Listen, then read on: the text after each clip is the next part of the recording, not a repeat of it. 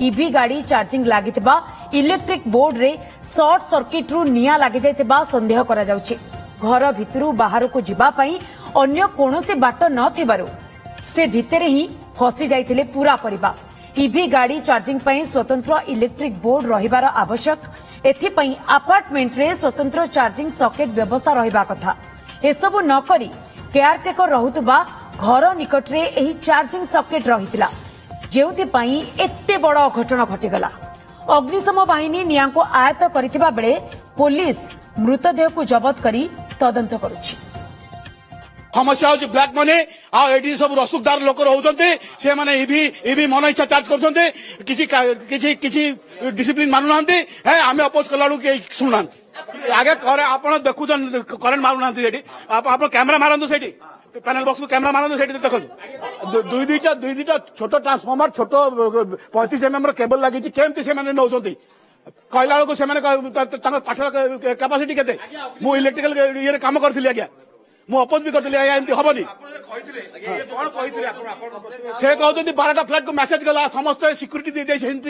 समस्त कहते हाँ लगा लगा तीन जीवन गला ये अपार्टमेंट रे केवल फायर सेफ्टी सिस्टम नहीं बोली आज तीन जीवन गला एवं इलेक्ट्रिफिकेशन ठीक से ही नहीं जो कि फायर सेफ्टी माने निया लगी से पैनल बोर्ड रे जो कि टोटाल तल ग्राउंड फ्लोर टा जलिला जो तीन जीवन आज्ञा माटी मिसी गला पानी पोड़ी मरले एवं यार तदंत करा जाऊ प्रकृत से जो भली सिस्टम लगी इलेक्ट्रिफिकेशन ठीक से होता नहीं तदंत कले जना पड़े प्रकृत में 3 जन किभली भावे मृत्युवरण कले। तेज आज सकाल सकाल ये बड़ दुखद खबर सामना को आसीथिला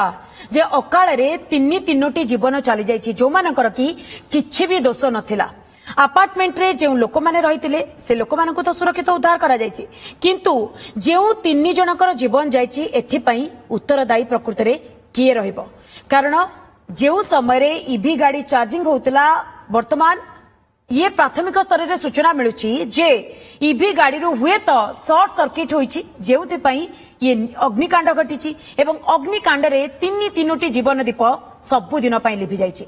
ए संपर्क में फायर ऑफिसर नारायण दास को सहित अधिक आलोचना करिसेंती आम सीनियर रिपोर्टर चंदन पाइकरा। भोर 4टारे निया लागिला आउ अपार्टमेंट रे 3 जन जीवंता जली गले। तेबे एभली स्थिति रे जेतेबेले अग्निशम विभाग निकट को खबर आसीथिला अग्निशम विभाग पहुंची निया को आयत्त करिथिला केमिति परिस्थिति थिला निया काहेकि लागिला एवं किभली भावे परिश्रम करबा परे निया को आयत्त करा जायतिला ये सबु घटना संपर्क रे आलोचना करबा आम सहित fire officer Narayan Das अछंती। Sir OTV को स्वागत। सर पूरा घटना को नेकी केतेबेले कॉल आस्थिला केते फायर यूनिट केतेबेले पहुंचितला एवं पूरा घटना कोन रहितला? निश्चित भाव एक दुखद घटना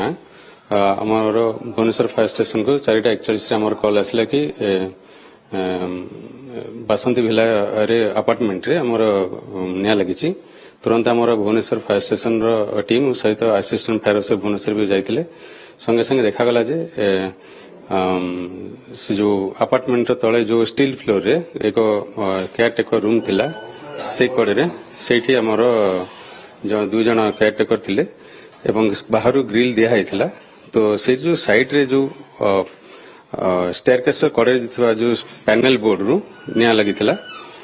कि सेठी साइड रे जो साइकिल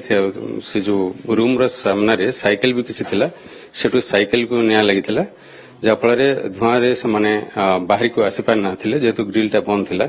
तो से माने चेष्टा करथिले ऊपर को जीवा पई ऊपर जेहेतु सफोकेटेड हो जाते सेठी पड़ जाते तुरंत आम अग्निशम बाहिनी जाकि आम ताकू ग्रिल को काटिकी निया को संगे संगे आयत्त करथिले एवं अपार्टमेंट अन्य जो माने पाखापाखि 20 ରୁ 30 जन लोक थे तुरंत सेठी इवैक्यूएट करथिले जहाँफल अन्य मानकर मूल्यवान जीवन मध्य बंची जाइथिला। सर गोटे कथा होची जे जेतेबेले आपन को कॉल आस्थिला जेतेबेले केतेटी फायर यूनिट जाई पहुंचीथिला आउ सफोकेशन ने मानको मृत्यु होईची ना से माने भी निया रे किछि माने मात्रा तांग शरीर पोडीची? हाँ किछि मात्रा रे निया लागिची पोडी जेहेतु से माने बाहर को आसिला बेले सफोकेटेड तो मेनली जनक 2 जनकर सफोकेटेड जेछि अन्य जनकर टिके साइड गोड़ रे ही निया लागिथिला जेहेतु धुआं जो टायर जळीची धुआं गुडा अधिक थिला तो सफोकेटेड से माने ମୃତ୍ୟୁ ହୋଇଛି। ସାର୍ ଏବେ କଥା ହଉଛି ଯେ ନିଆଁ ଲିଭେଇବା ପରେ ଇନ୍ସପେକ୍ସନ କଣ ହେଲା, କୋଉଥିପାଇଁ ଅଗ୍ନିକାଣ୍ଡ ଘଟିଲା, ଇଏ କଥାଟି ବର୍ତ୍ତମାନ ପ୍ରାଥମିକ ଭାବେ କଣ ଜଣାପଡୁଛି? ଯେହେତୁ ସେ ପ୍ୟାନେଲ ବୋର୍ଡଟି ନିଆଁରେ ପୋଡିଯାଇଛି, ସେ ପ୍ୟାନେଲ ବୋର୍ଡରୁ ହିଁ ସେ ଲାଗିଛି ନିଆଁ। ସାଇଡରେ ଯୋଉ ଉପରକୁ ରହିଥିଲା ସିଲିଂ ସେଠୁ ଏବଂ ସାଇକେଲରେ ଯୋଉ ଟାୟାରରେ ନିଆଁ ଲାଗିକି এই অগ্নিকাণ্ডটি ইলেকট্রিক্যাল শর্ট সার্কিট ହିଁ ନିଆଁ ଲାଗିଛି। ସାର୍ ଆମେ ଦେଖୁଛୁ ସେଠି ଇଭି ଚାର୍ଜର କିଛି ଲାଗିଛି, ତାର ପ୍ରଭାବରେ ଇଲେକ୍ଟ୍ରିକାଲ ସର୍ଟ ସର୍କିଟ ହବା ଦେଖାଯାଉଛି କି ଇନ୍ସପେକ୍ସନ କରାଯାଉଛି? ସେଟା ତ ପ୍ୟାନେଲ ବୋର୍ଡରୁ ଇଭି ଚାର୍ଜର ଯୋଉଠି ଥିଲା ସେଠୁ ନିଆଁ ଲାଗିନି, ଯେହେତୁ ପ୍ୟାନେଲ ବୋର୍ଡରେ ମେ ବି ସେଟା ଓଭର ହିଟିଂ ହେଇଥାଇପାରେ, ସେ ପ୍ୟାନେଲ ବୋର୍ଡରୁ ହିଁ ନିଆଁ ଲାଗିଛି, ସର୍ଟ ସର୍କିଟ ହେଇକି ନିଆଁ ଲାଗିଥିଲା। ସାର୍ ଯେତେବେଳେ ଖରା ଦିନ ସମସ୍ତେ ଏସି ଲଗାଉଛନ୍ତି, ଓଭରଲୋଡ ମାନେ ଓଭରଲୋଡ ଆସୁଛି, ପ୍ୟାନେଲ ବୋର୍ଡରୁ ଯେତେବେଳେ ନିଆଁ ଲାଗୁଛି ମାନେ ବ୍ଲାଷ୍ଟ ହଉଛି, ତା ପରବର୍ତ୍ତୀ ସମୟରେ ଇଏ ଅଗ୍ନିକାଣ୍ଡ ଏମିତି ଭାବେ ବ୍ୟାପୁଛି କି? ହଁ ନିଶ୍ଚିତ ଭାବେ ଲୋଡିଂ ଏକ୍ସଟ୍ରା ଓଭରଲୋଡିଂ ହଉଛି, ସେଥିପାଇଁ ଇଲେକ୍ଟ୍ରିକାଲ ଯେତିକି ଆମର ଦରକାର କରେଣ୍ଟ ବା ଯେତିକି ତାର ଓଭରଲୋଡିଂଟା ସେଟା କାଲକୁଲେସନ ହବା ଦରକାର, ଯାହାଫଳରେ କି ଏଭଳି ପରିସ୍ଥିତି ସୃଷ୍ଟି ହେଉଛି। ସାର୍ ଏବେ ଆପାର୍ଟମେଣ୍ଟରେ ଆମେ ଦେଖୁଛୁ ଫାୟାର ଇକ୍ୟୁପମେଣ୍ଟସ କିଛି ନଥିଲା, ଫାୟାର ଏକ୍ସଟିଂଗୁଇସର କିଛି ଲାଗିନି, କିଛି ଇଏ ସବୁ କିଛି ନେଇକି ଇନ୍ସପେକ୍ସନ କରାଯିବ କି? ନିଶ୍ଚିତ ସେଟା ଯେହେତୁ S+4 ଏଟା ଆମର ରେସିଡେନ୍ସିଆଲ ବିଲ୍ଡିଂ ଗୁଡାକ, ତ ଅନ୍ୟ ଅଥରାଇଜ ଅଫିସର ଅଛନ୍ତି, ତ ସେଟା ତାଙ୍କର ବି କିଛି ଫାୟାର ସେଫ୍ଟି ମେଜର୍ସ କିଛି ବି ନଥିଲା ସେ ବିଲ୍ଡିଂରେ। ତ ଏବେ ସାର୍ ଇଏ ଘଟଣା ପରେ ଆପଣ ଲୋକଙ୍କୁ କଣ ସଚେତନତା ବାର୍ତ୍ତା ଦେବାକୁ ଚାହିଁବେ ଯେ ଏମିତି ଘଟଣା ନ ଘଟୁ, ଲୋକମାନେ ସାବଧାନତା ହୁଅନ୍ତୁ? ନିଶ୍ଚିତ ଭାବେ ଯେହେତୁ ମାନେ ସେଠି ମେନଲି ଯେହେତୁ ଗ୍ରିଲ ବନ୍ଦ ଥିଲା ବା ସେ ପ୍ୟାନିକରେ ବୃଦ୍ଧ ଲୋକ ଜଣକ ବାହାରୁ କଣ ତାଲା ଝୁଲା ହେଇଯାଇଥିଲା, ଯଦି ସେ ସେମିତି କିଛି ସେଠି ମାନେ ହବାର ନଥିଲା ସେ ଜାଗାରେ, କାହିଁକିନା ଯଦି ଗ୍ରିଲଟା ଖୋଲା ଥାନ୍ତା ସେ ଆରାମରେ ବାହାରକୁ ବାହାରିକି ଆସିପାରିଥାନ୍ତେ। এটা যেତେବେଳେ କିଛି ବନ୍ଦ ନ କରନ୍ତୁ, ଖୋଲା ରଖନ୍ତୁ, ଚାରିଆଡେ ଇଭାକୁଏସନ ପାଇଁକା ସଫିସିଏଣ୍ଟ ଏକ୍ଜିଟ୍ ପଏଣ୍ଟ ରହିବା ନିହାତି ଦରକାର, ଯାହାଫଳରେ ଏଭଳି ମାନେ ଦୁଃଖଦ ଘଟଣା ଘଟିଗଲା। ଅଦରୱାଇଜ ଆମର ନିଆଁ ସେମିତି ବେଶୀ ନଥିଲା, ଆମର 15-20 ମିନିଟ୍ ଭିତରେ, 10 ମିନିଟ୍ ଭିତରେ ଆମର ନିଆଁଟା ଲିଭି ଯାଇଛି, ଲିଭେଇ ଦେଇପାରିଲୁ, କିନ୍ତୁ ଯେହେତୁ ସଫୋକେଟେଡ ହେଇଗଲେ ନିଆଁ ଧୂଆଁ, ଏବଂ ଯେତେବେଳେ ନିଆଁ ଧୂଆଁ ଯାଉଛି ସେତେବେଳେ ଧୂଆଁର ଟେମ୍ପରେଚର ବି ବହୁତ ଅଧିକ ରହିଥାଏ, ତା ଦ୍ୱାରା ବି ବର୍ଣ୍ଣିଂ ହୁଏ। ସାର୍ ଆଉ ଗୋଟେ କଥା, ସବୁ ଆପାର୍ଟମେଣ୍ଟକୁ ଯଦି ବା ଆପଣ ଇନ୍ସପେକ୍ସନ କରୁଛନ୍ତି, ଇନଷ୍ଟ୍ରକ୍ସନ ଦଉଛନ୍ତି, ଏଇ ଘଟଣା ପରେ ସ୍ପେଶାଲ ସେମାନଙ୍କ ପାଇଁ କଣ ମେସେଜ ରହିବ ଯେ ଏଇଭଳି ଭାବେ ଘଟଣାକୁ ଆମେ ଏଡେଇ ଯାଇପାରିବା, କିମ୍ବା ଏଇଭଳିଆ ଘଟଣା ନ ଘଟିବା ପାଇଁ ଆମେ ପୂର୍ବରୁ ସବୁ ପ୍ରକାର ପ୍ରିକସନ ନେବା ଆବଶ୍ୟକ? ମେନଲି ଇଲେକ୍ଟ୍ରିକାଲ ଇନ୍ସପେକ୍ସନ କରିବା ଦରକାର, କାହିଁକି ନା ଇଲେକ୍ଟ୍ରିକାଲ ଓଭରଲୋଡିଂ ହେଉଛି, କେତେ କରେଣ୍ଟ ଦରକାର, କେତେ ତାଙ୍କର ତାରର କ୍ଷମତା ସେତିକି ଅଛି ନା ନାହିଁ, ସେଟା ନିହାତି ହବା ଦରକାର। ସେଟା ହେଲେ ମୋଷ୍ଟଲି ଆମର ଯୋଉ ସର୍ଟ ସର୍କିଟର ଭୟଟା ଦୂର ହେଇପାରେ, କାହିଁକିନା ମେନଲି ଆପାର୍ଟମେଣ୍ଟରେ ସର୍ଟ ସର୍କିଟ ଆମେ ଯାହା ଦେଖୁଛୁ ମ୍ୟାକ୍ସିମମ୍ ସର୍ଟ ସର୍କିଟ ଦ୍ୱାରା ହିଁ ନିଆଁ ଲାଗୁଛି, ସେଟା ଆଭଏଡ ହେଇପାରିବ ଯଦି ସେଟା ଇଲେକ୍ଟ୍ରିକାଲ କାଲକୁଲେସନ ଠିକ ହେଇକି ଏବଂ ଠିକ କରେଣ୍ଟ ଦିଆଯାଇପାରିବ। ଆପଣ ଯଦି ବହୁତଳ ପ୍ରାସାଦରେ ରହୁଛନ୍ତି ଏବଂ ଆପଣଙ୍କର ଇଲେକ୍ଟ୍ରିକାଲ ୱେୟାରିଂସ କଥା ଆପଣ ପ୍ରତ୍ୟହ ଯାଞ୍ଚ କରୁନାହାନ୍ତି, ତେବେ କୌଣସି ମୁହୂର୍ତ୍ତରେ ବି ଏଇଭଳି ଭାବେ ଦୁର୍ଘଟଣା ଘଟିପାରେ। ଅନ୍ୟ ଗୋଟିଏ କାରଣ ଯାହା ସସ୍ପେକ୍ଟ କରାଯାଉଛି, ଏବେ ଆପଣ ଇଭି ବାଇକ୍, ଇଭି କାର ର ଚାର୍ଜିଂ ପଏଣ୍ଟ ଆପାର୍ଟମେଣ୍ଟ ତଳେ